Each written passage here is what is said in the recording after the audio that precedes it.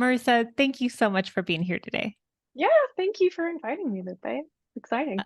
So, I like to start every interview by asking guests, as a kid, what did you want to be when you grew up? Yeah, so this is a pretty easy question for me because I always knew I wanted to be an artist. My mom tells a story about when I was a baby, how like before I could talk or walk, I would draw just on the floor and on the walls, on places I shouldn't have been drawing, right? But my dad's an artist, so in my household, it was a normal thing for them to encourage me to pursue art as a career. So I was very lucky to have that growing up, but also I wanted to do everything. I don't know. And I still have that feeling. As a kid, I wanted to be an artist, but I also wanted to be an astronaut and I wanted to be a ballerina and I wanted to be a vet and an interior designer and a paleontologist. And so I didn't have the limitations on my mind that I think Mm, you have as an adult, right? It was like, okay, I'm going to be an artist. I'm also going to be all of these things as mm. well, and nothing's going to stop me. So there's that. And I still have that feeling to this day where it's like, oh, I do want to, I don't think I'd do the best astronaut, but I would love to do that. I'd love to explore space, or I'd love to go on like a paleontological dig or try and do lots of things, which means I have lots of hobbies now as an adult too, like way too many. But yeah, I had a lot of curiosity as a child. Hmm. And so, for people who don't know you, can you share what you do today and how you think that connects to being an artist and wanting to do everything? It's so much connect. Like it's crazy how much it connects. Yeah. So I'm a children's book writer and illustrator, and I've been doing that full time since 2020. So I guess 3 years now. I have a degree in animation specifically, which I never ended up using really. And then I worked as a preschool teacher for a while and as a graphic designer.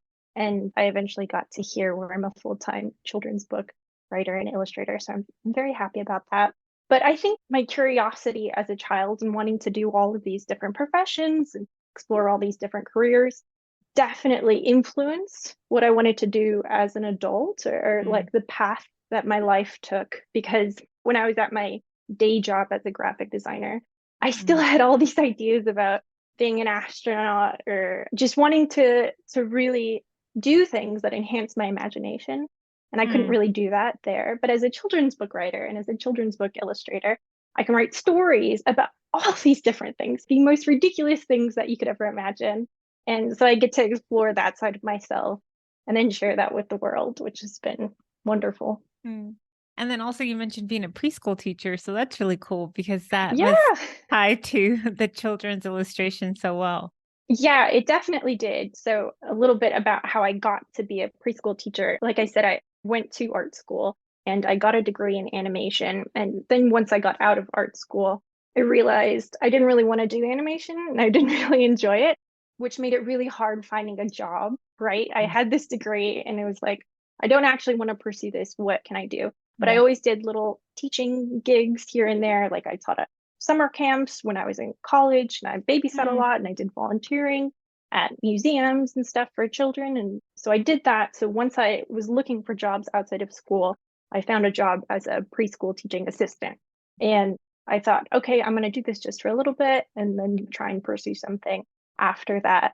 But when I was there, I realized how much I love being around children and just how incredibly fulfilling it was. And as a preschool teacher, you have to read a lot of picture books. You have to read a lot of books to the kids. And it was always my favorite part of the day to Oh. sit there with a book in my hand, sharing it to all of the children and just seeing like how they would react to different books, right?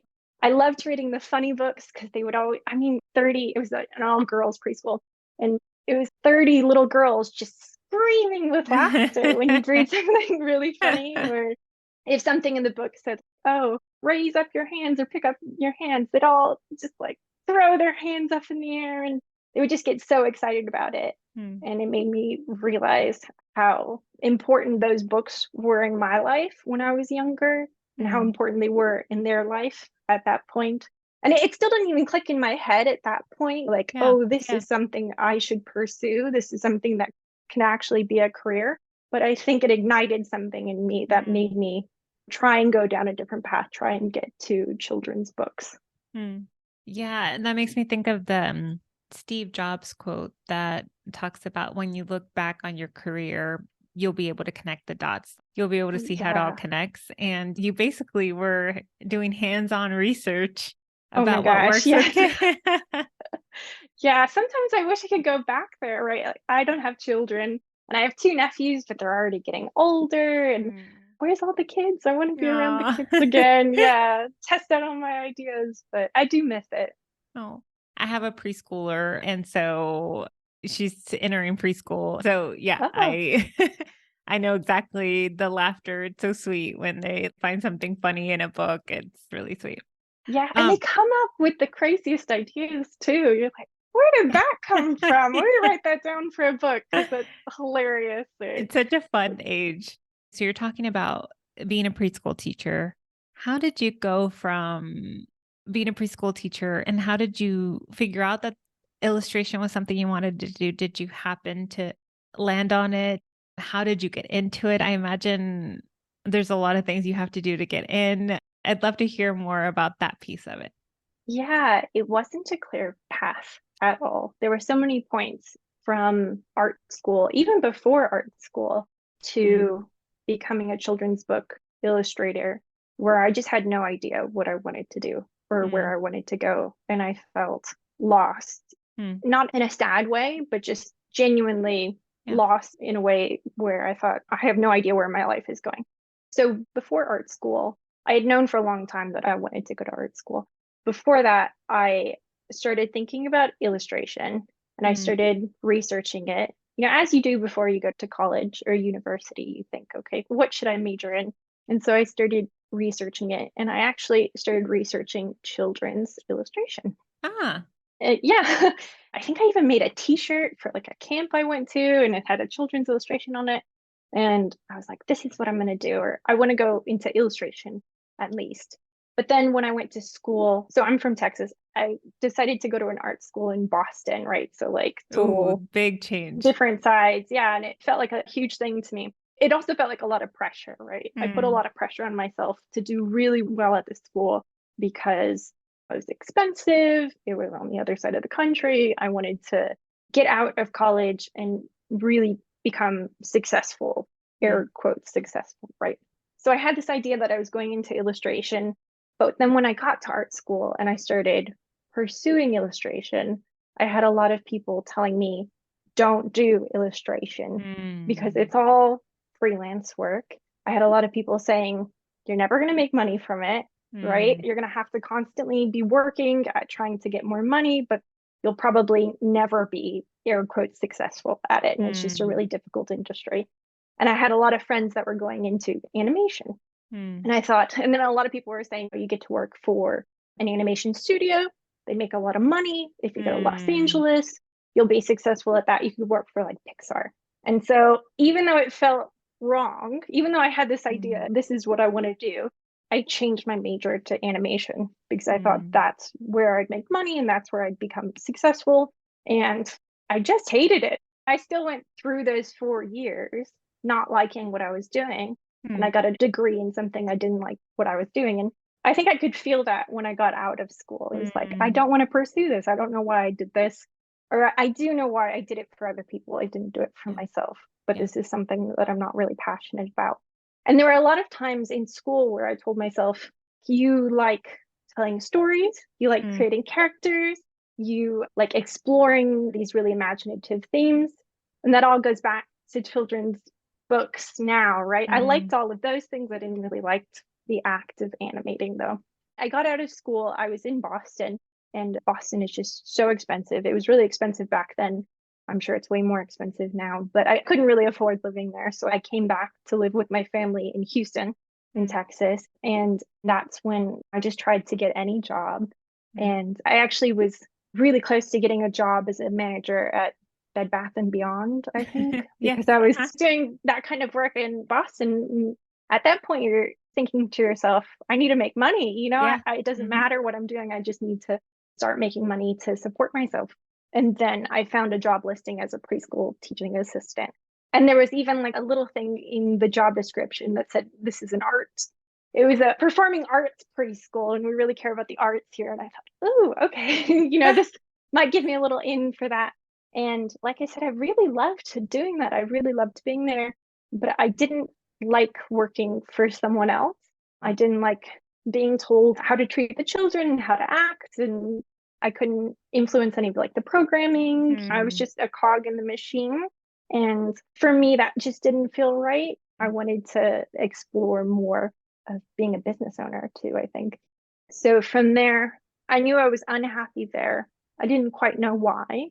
So I decided to pursue art a little bit more. Hmm. I liked being around children, but I thought I have this art degree. I should do something in the arts. So Hmm. let me try and do that. And I applied for animation jobs. Even though I didn't like animation, I still applied for animation jobs in Houston and graphic design jobs. And I got a call back from a graphic design company. And I had no graphic design experience, but they were very kind and they took me on. And for the first year there, I was really happy because I was learning all these new things. I was learning how to be a graphic designer. It was a company that did marketing, email marketing for car dealerships, which I do not care about cars at all. I'm so sorry for anyone who enjoys cars and is listening, but like they just didn't really interest me. But I like the act of doing graphic design. But then around my second year there, I started to feel like it still wasn't working, but I didn't know Hmm. what wasn't working or what to pursue or how to get out of that. And so I tried doing some freelance graphic design, thinking, oh, it's just that I'm working for a company. I know that I Hmm. want to work for myself. So let me try and become a freelance graphic designer. But that just didn't feel right. And I tried lots of different little things in the arts Hmm. just to see what would work. And then I was actually listening to a podcast, Lucas, which Ah, I'm a podcast fanatic. me So, too. yes. So I was listening to a podcast from an artist that I liked following on Instagram, and it was a children's illustration podcast. And it was him and two other illustrators. And I was at work at my computer. I had my headphones in. I was listening to the podcast, and it hit me like a train. I realized I was just sitting there not doing work Hmm. for 15 minutes or way too long. I should have been doing work, but I was just so enthralled with what I was hearing. And I think it hit me too that I was listening to something that I'd wanted to do so long ago and hearing that it Hmm. was possible to make a career out of it. And just right then, I thought, this is what I need to try and pursue right now. This is what I want to do. And I didn't think at that point, I'm going to leave my job. I'm going to become a children's Right. book illustrator. It was just something that I thought, This if I is don't it. do this now, yeah, it's never going to happen. And I might be missing something that's really Hmm. important in my life.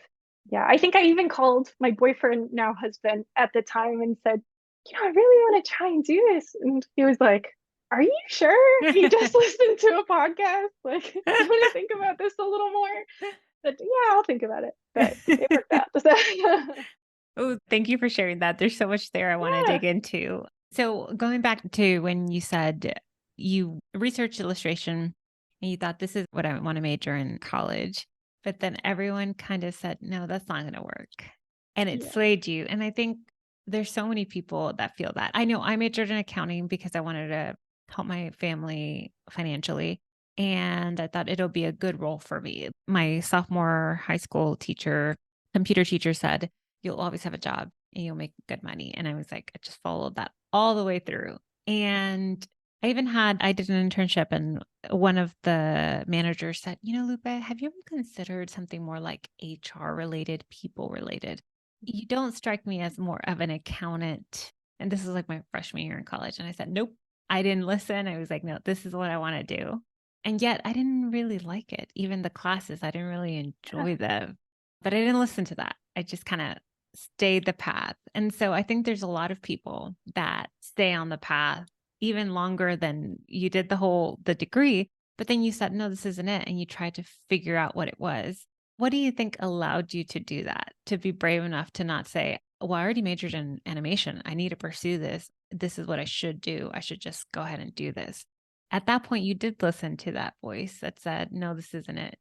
I was a very scared child in that I was always scared of doing new things. And my mom would disagree with me on this. She was like, oh, you would do anything. But I remember thinking, I have to be this type of person and I can only be this type of person and I can't do anything outside of what I imagine for Mm. myself. And when I was in college, I got some really bad advice. And the advice was very safe. It was like, stay with what you're doing. Mm. Don't go out of your comfort zone. Mm. And something in my head clicked. And Mm. I realized this is really bad advice. I need to do the riskier thing in this situation and get out of what I'm in. Mm. And I just always go back to that moment Mm. where I think I'm not that scared child anymore. Mm. I'm an adult who is going to take the riskier path from now on. And yeah, that's just affected my life in so many different ways. So I guess that moment in college was when I realized I need to trust my gut. Mm. And because anytime I don't trust my gut, it Mm. doesn't work. I don't know if everyone is like that, but when my gut says, don't do this thing, go do something else, and I don't listen to it, just doesn't work out. Even Mhm. with little things like restaurants, it's like, ooh, try that restaurant. My gut's saying, Yeah. no, no, no, no, no, don't do that. It's never a good meal there. And my mantra as an adult has been to just keep on trying new things and to take calculated risks, right? I'm Mm. not going to jump out of a plane anytime soon because I know the risk there. But I will go to a networking event Mm. and just feel out that event and see, is this for me, or try this. But being a preschool teacher, I had never been a teacher before. I didn't Mm. know any of those people. I didn't even know if I could handle being around that many children. But in me, my gut was saying, do this, try it out. And Mm. what's the worst thing that could happen? You'll get fired, and that's okay. You'll just try something else. So I guess just the realization that I didn't want to be scared anymore and I didn't Mm. want to confine my life to what I felt like the type of person that I thought I should be rather than the type of person that I wanted to be. Mm. Oh, that's so powerful. And I want to highlight what you said. You said, I took calculated risks. Oh yeah. And I think that's so important to highlight because, and I say this all the time on the podcast, that sometimes we tend to kind of romanticize the thought of just quitting everything and Yeah. doing an eat, pray, love type. I don't know, like taking a big risk. And what I've heard over and over is this thought of calculated risks, right? The thought of measured risk. I heard someone call it measured risks. Mm. And I also heard you say, you didn't use this word, but almost like experiments. Like you said, okay, I'm going to try this and I'm going to try that. And then if that doesn't work, you're willing to try new things. And if it didn't work, try something new, which can be very hard for a lot of us. Yeah, it's scary. It's really scary because you don't know what the outcome is going to be. And that's something that I still do now with children's books. And I think it's a Mm. reason why I love working in the publishing industry so much because it's not like I have this one job and I do this one task at this one job and I'm going to do that until I retire. If I want to get paid, I have to be hired on to a book project. And once that book project is over, it's over and I have to Mm. find a new book project. So I'm constantly working on really different projects Mm. throughout the year. And so what I do with those book projects is I just try out different things. The first book I made, I illustrated digitally, kind of in this like watercolor style. And then the second book I made, I did a totally different style for it. Mm. And I think I really freaked out the editors and the art directors on the project because they were like, this isn't what we thought you would give us, Marissa. Ah. But that worked out. They were happy with that in the end, and they were really happy with the end product. And then on the third book, so I'm just doing it constantly with books where I'm trying out new styles or new ways of approaching the subject. It always freaks out the art editors and art directors. But that's me taking a calculated risk because the Mm. worst thing in my mind that could happen is that they would fire me from the job. But if I don't have that book project, okay, I have these other book projects. Mm. And then if no one wants me for books anymore, well, I really like teaching. So I would get a degree in Mm. teaching after that. So that's my risk. If it was like I had a family, right? I don't have children right now, but if I had a family and we were living paycheck to paycheck, and I needed to feed them, I might not be taking the same risks that I'm Yep. taking right now. But I'd rather take these risks now than when I do have a family. I don't want to be taking them then, but I want to take them now so people expect that from me. Mm. And it becomes just more okay to do in the future. Mm. Well, and I want to also talk about, how did you find your first book deal? I imagine that Oh, must have been a big deal. You said, okay, then the second book and the third book. And I'm just thinking, wow, that's amazing. How did you land your first book? What did you learn in the process? oh my gosh, it's still amazing to me, Lupe. Like constantly I'm thinking, am I gonna get another book deal? It just feels crazy. But yeah, it wasn't a short process. So I was at my graphic design job. I was there for a total of a little over 3 years, I think. And in 2018, so I think my second year in the graphic design job is when I had listened to that podcast and I thought, okay, Mm. this is something I want to pursue. But I took those little risks, right? I Mm. didn't quit my job. I still needed to pay my bills. And I didn't know where this new career would take me. I Mm. also recognized at the point that I wasn't good enough to get work, right? Mm. I could look at my portfolio and say, this is not ready Mm. to actually be put in a book, so I need to work on it. And in the podcast, the illustrators had talked about this organization called the Society of Children's Book Writers and Illustrators. Mm. And I love that organization so much. They're a nonprofit and they give out so much information for free. And I always say that they should pay me for how much I promote them, but they never will because they're a nonprofit. But I love them. And they really provide a community for people who want to get into the industry because, like I had said earlier, if you're a writer and illustrator, you're freelance. I don't think there are any on staff writer illustrators for publishers that I know of Mm. anywhere, right? So it's like you have to feel out the whole industry just by yourself. But this place provided me with the community. So they had chapter meetings in Houston. And just one day I said, I'm going to go to this chapter meeting. I'm going Mm. to try and be as charming as possible and interact with as many people as possible. And from there, I found people that helped me get to where I am now. I found Mm. people who helped me get an agent, which is something that most people need to get into the industry and just to Mm. learn about the ins and outs of becoming a children's book illustrator, like what you need for your portfolio. They also provided conferences that Mm. you could go to and show your work to art directors and Wow. editors. And it gave people the opportunity to enter into contests, right? So you could kind of gauge where you were at. So my specific journey was that I went to the SCBWI chapters. I went pretty religiously from there on. COVID happened, so I started attending them over Zoom. But before that, I had worked on my portfolio while I was doing my day job full time. And I had gone to a conference and I entered my portfolio into a contest with them and it Mm. won first prize. So from there, I was Ah. like, oh, this is pretty good. And then in 2020, I was thinking, oh, my portfolio's, it's okay. It's not amazing, but let me put it out there. I had a friend who said, you should enter this online contest on Twitter and to get agents' attention. And I thought, Mm. okay, a calculated risk. I'm going to try this. If Yeah. nothing comes from it, like, Yep. what's the worst that could happen? And I put it out there and I got a couple bites from agents saying, oh, I want to see your work. I want to see your work. And then it like exploded. And I got 15 agents asking, Oh my you know, gosh. yeah, can we talk? Blah, blah, blah. And what do And you think caused that explosion? Was it because you won the contest, because it was out there? What do you think was I kind of think it that was just, tipping point? yeah, I think it's just because I put my work out there, right? Mm. And a lot of illustrators, a lot of creatives I find do this. They don't think their work is as good as it really is. They give themselves like low expectation or really high expectations. They give themselves the Mm. highest expectations. Like my portfolio needs to be absolutely perfect to get a Mm. job. But they don't realize that their portfolio is actually great. They're making great work. And to me, it was like, oh, okay, I need to make the most perfect illustrations.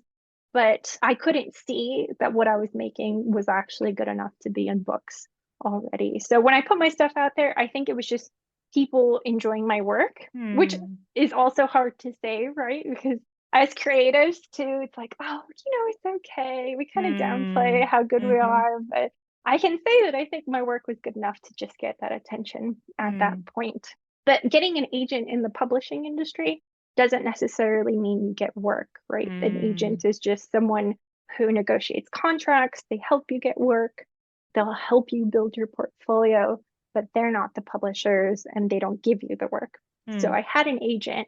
I was still at my day job full time, and it was like, oh, this is great. I feel like I'm in a great place, but I'm still not getting any work. So I put my portfolio again in another conference contest. This time it was all online because I think it was October of 2020, right? So right in the midst of COVID. I was really unhappy at my graphic design job at this point because I really enjoyed my coworkers, but that was pretty much it. That's what was keeping me there. And then once my coworkers were taken away, it felt very empty. So I was really unhappy with it. But then when I put my work into this bigger conference, this was like a nationwide conference, it won an honor there. And again, it was like, wow, how is this happening? And then from there, it exploded again. And my agent started getting a lot of offers from book publishers. And I think it was the same thing. It was exposure. Editors now knew who I was because they saw my artwork in this conference and they were interested in hiring me. Since then, it's been constant work and it hasn't really slowed down. So yeah, that's so been great. exciting. But again, it was just putting myself out there. And I think that's a really hard thing for a lot of writers and illustrators to do. For some reason, that is such a huge obstacle, right? Just send your work to an editor, send your work to an agent, send your work to an art director, because there's that fear of failure or rejection. And it's such a big obstacle. But nothing really happens if they don't get back to you. Or if you do get a rejection, probably need to eat a lot of ice cream, but it's something you have to do if you want to be in this industry. You have to constantly be putting yourself out there. Yeah. And I think that applies to a lot of professions. I know as a coach, even changing my LinkedIn page from auditor, accountant to coach, it took me about a year. I'd already been kind of coaching them, but because I didn't want to be judged by my ex-coworkers or something, right? Yeah. Or starting my coaching Instagram I opened it and friends saw that I had opened it and they started following me. I hadn't posted anything, even just putting myself out there. And so I think that will resonate with a lot of people. The fear of whatever it is, whatever creative endeavor or business, putting ourselves out there can be so scary. And yet that's where the magic can really happen. Yeah. In my opinion, maybe the biggest hurdle once you do that, maybe taxes as well. Taxes. Well, maybe not as accountant, right? No, but, I told you I don't like accounting. So my husband is the one in charge of So it is the second biggest hurdle. But in my experience, that's what's led to the most success. Just putting yourself out there, just trying things. And I don't even remember all of the times where I put myself out there and nothing came from it. I only remember the times where something did, where there was some success from it. So at the moment, it seems like such a big thing. But then when you look back, you remember the successes. You don't remember all those other times. And I must have put my work out. I had an Instagram, I had other social media. I would go to bookstores and show people what I was working on. And there were times where it was like absolutely no interest. I had so few Instagram followers and none of it really matters now. But at the time, it was such a big thing. But yeah, putting yourself out there is the most important thing. Listening to your gut too is something I really think is important as well. I love your story, Marissa. It's so inspiring. What would you say to someone who's listening to this podcast, thinking like you were sitting at your desk many years ago, feeling unhappy, feeling like this isn't it? What would you say to that person? I would say that I guess the same things that I've been saying right throughout this podcast, to take risks, calculated risk, trust your gut, and also that you don't have to stay miserable, which sounds maybe a bit intense, but there were so many times in my life, like I had talked about, where I was just really miserable with what I was doing, specifically in my career. And it felt like I had to do that, right? Like I had to suffer to be successful. And that suffering it would end at some point, and eventually I would get to that end point in my career where I'd finally be happy. And that just was never the case, Hmm. right? In college, I was really miserable doing animation. I loved the people I was around. I loved working on things with my hands, and I loved a lot about it, but I was miserable just doing that. That wasn't for me. And, Hmm. there was even a point in college where it was my last semester and I was in a class which helped like refine your portfolio at the end of the year and to get you ready to get into the workplace. And lots of people were working on making their websites or making last minute films or animation reels or characters Hmm. for films and things like that. And I was so miserable doing all of that Hmm. that I made a book. I literally I like hand drew illustrations and I hand cut a cover and I sewed it all up. And even at that point, I was telling myself, you just have to suffer through animation. You just have to get through Hmm. it. And I physically made a thing that represented what I wanted to do with my life, and I couldn't see it there. It must have been the worst project ever for an animation portfolio class. I made a book, and looking back on it, I think, why didn't I listen to myself a little bit more? Why couldn't I see what I literally made in front of me? And I tell myself that now as well. I'm in this career, but if it gets to a point where I start feeling miserable or Hmm. things just aren't working, I'm not just going to stay Hmm. with what I'm doing, even though this does feel like my dream career. I'm going to listen to myself at this moment in time.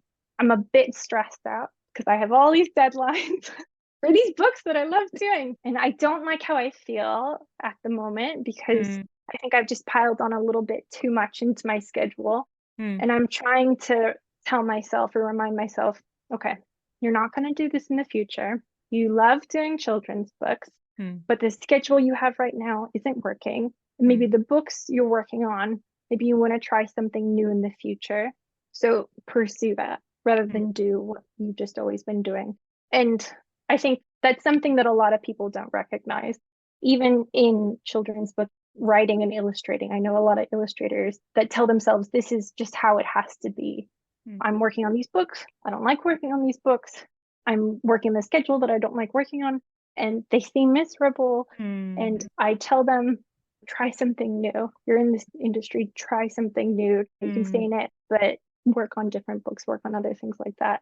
I guess I would tell people, don't feel like you have to suffer because I Hmm. don't think you do. Wow, I love that. One of the things I tell clients too is when they're not sure on what they want to pursue is to follow what they're enthusiastic about. What are you excited about? Because that usually doesn't mean suffering. Yeah, There's excitement, there's enthusiasm. That's how I feel about coaching. There was periods that were great in accounting, and then there were periods where I really, really felt like I was suffering. It was really miserable. And I really believe it shouldn't be that way. It doesn't need to be that way. yeah, it definitely doesn't need to be that way. And I think something that I've learned over time too is that things take time. Mm. If you want to pursue a new career, it's going to take a lot of time. There are those people that they want to pursue a new career and like boom, it Yeah. happens like magic, right? I'm just going to do this new thing. But for the rest of us, it does take a lot of time. And when you're trying to pursue that new thing, it feels like, oh, when is this Mm. going to pay Yes. off? When is this actually going to happen? And I think that can be really difficult to go through because maybe you have a day job that you really don't like, you're not happy with, but you have to pursue this new career at a slower pace Mm. because you have to pay bills, you have a family, right? You have to think about all the other things in your life and you can't go and just quit your job like you said, which by the way, I did do out of necessity. I'll say that really quick. In October, so it was right around the time when I got the book deals in 2020, and we were all working from home. And I was very careful about not doing that, not just quitting my job and taking this huge risk and going into books. But then I got my first book deal. I got that, but on a very, very tight schedule. Mm. So they wanted the book to be done in a month when usually it takes 6 months to a year to Oh my gosh. illustrate a book. Oh my So they gosh. want it done really, really quickly because the author is Meena Harris, who's Kamala Harris's niece. And the election was coming up. So they wanted to use the election, as a way Uh, to promote the book and have lots of marketing opportunities. And so they were like, oh, can you do this? And I was like, no, I can't do this if I have a day job and do this. But it was an opportunity of a lifetime, right? I didn't want to say no to it. So I went to my day job and I said, can I go part time, like really low hours? I really want to do this. And I had already been telling my boss for a long time, I want to pursue children's books. This is yeah. something that really matters to me. And luckily, he was really supportive Hmm. about it. But when I asked if I could go part time to the higher ups, they said no. Oh, So my yeah. response was, okay, I guess I Okay. have to quit. It was the push you needed. It really was. I think it was the Yeah. universe saying, Go for it. don't go part time, just do this, just Yeah. try it out. And luckily, I had savings kind of built up. So I knew I could take 3 months with no salary or anything like that and still be able to live. And I thought, okay, I could go work at Starbucks. I lived across the street from a Starbucks. So I was like, okay, I'll go in there if I need to. I'm noticing too that you're very resourceful, right? You're like, I'll find a job at Starbucks. I'll get a job at Bed Bath and Beyond. And there's humility there too, right? You're not above that, right? You're thinking, I'll just go do that so I can pursue this dream. Yeah, definitely. Because money matters, right?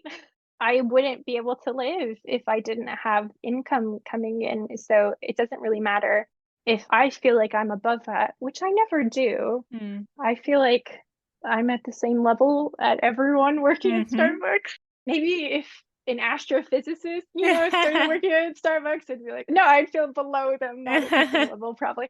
But I need to make money. And I now have a husband, and my husband's disabled, so he doesn't work, right? So I'm the sole Mm. earner for our family. We'd like to have children in the future. And I know that really, no matter what, money needs to come in to support the family. So, yeah, I have no qualms about working wherever to make money. It's really important. And it's something that I think maybe people don't talk about as much Mm. when they go into the creative business as well. They don't see themselves as a business owner. They see Mm. themselves trying to pursue this new and fun career. But you're a business and you have to make money to Mm. stay afloat. Mhm. And that money may differ depending on your situation. Maybe you have a spouse that provides a lot of the Mhm. income for your family, so you don't have to worry about it as much. But if you need to make money for your family to live, then you need to think about how you structure your business to achieve that goal. And that's something I didn't think about when I first started this career, but I'm really thinking about more Mm. as I go on. Mm. Oh, thank you for sharing that. Yeah, because when we talk Yeah. about pursuing something we love, I talk about this all the time is I love what I do. And I used to say I would do it for free, which I would.